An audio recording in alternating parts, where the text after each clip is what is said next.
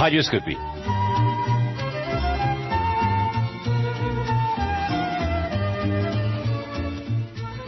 Radioscopie. Jean-Jacques Beuclair. Jacques Chancel.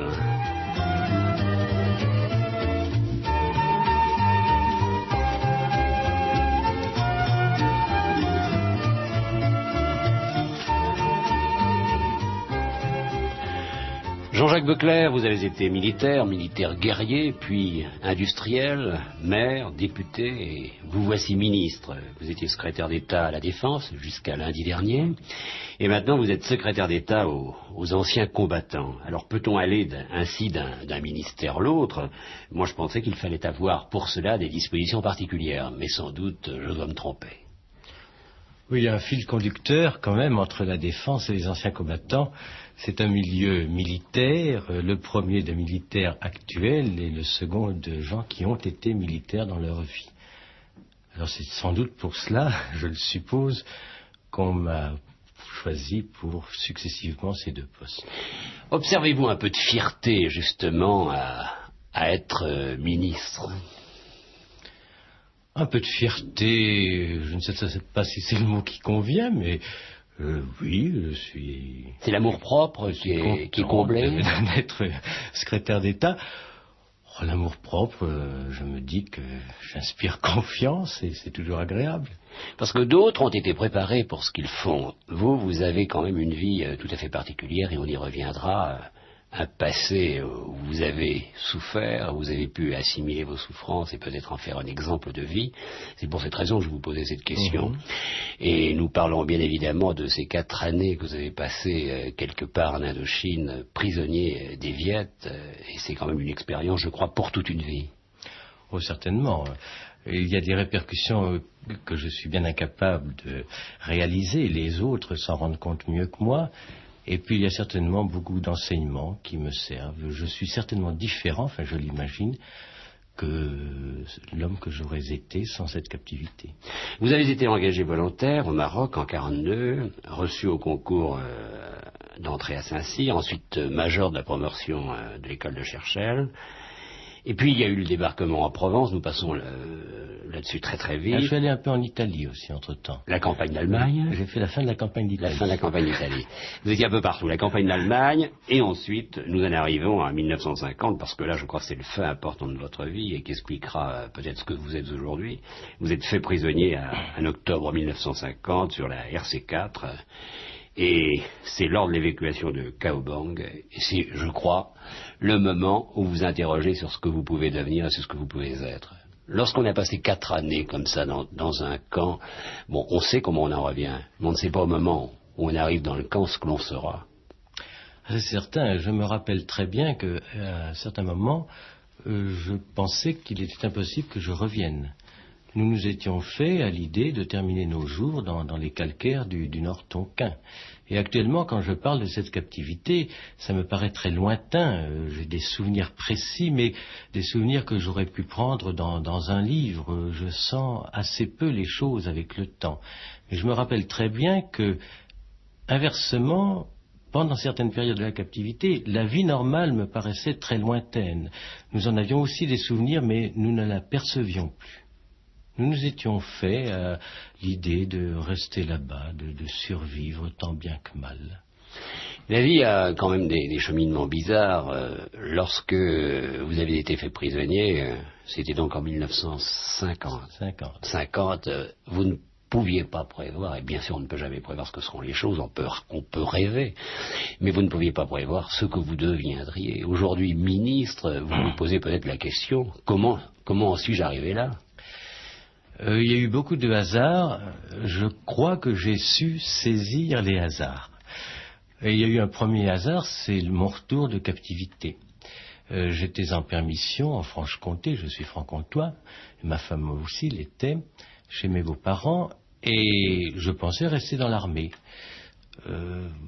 Ma femme, à ce moment-là, souhaitait plutôt que je rentre dans la vie civile, mais enfin sans m'y obliger du tout. Nous avions été séparés 6 ans, puisque j'avais fait presque 1 an et demi de séjour avant d'être captif, et nous avions une fille qui avait 1 mois quand je suis parti, que j'ai retrouvée à l'âge de 6 ans. Ça pose des problèmes, ça, sur tous les plans. Alors pendant cette permission, un beau jour, par un journal mal plié, nous avons appris qu'il y avait une usine à vendre en Haute-Saône, tout près. Nous sommes allés voir, moi je ne connaissais strictement rien à l'industrie, la maison d'habitation nous a plu. C'était une toute petite usine d'une 40aine de personnes qui croulait doucement et qui ne trouvaient pas d'amateurs insensés pour la reprendre. Alors là, ma naïveté a joué, et puis j'ai saisi l'occasion. Voilà. Et je suis devenu comme ça industriel. Léviette avait fait de moi un capitaliste involontaire, puisque ma solde s'était accumulée pendant 4 ans, puis des camarades de captivité m'ont aidé aussi, mon beau-père un petit peu. De toute façon, nous ne l'avons pas payé très cher, autrement je n'aurais pas pu l'acheter. Et c'est comme ça que je suis devenu industriel, et nous sommes implantés dans un petit village de Haute-Saône de 1200-1300 personnes, qui s'appelle Corbenay. Lorsqu'on passe 4 années comme celle-là dans un camp Viet Minh, c'était le camp numéro 1, bien évidemment, à la frontière de Chine, on emmagasine bien évidemment aussi des souvenirs, mais on se fait et des amis et des ennemis.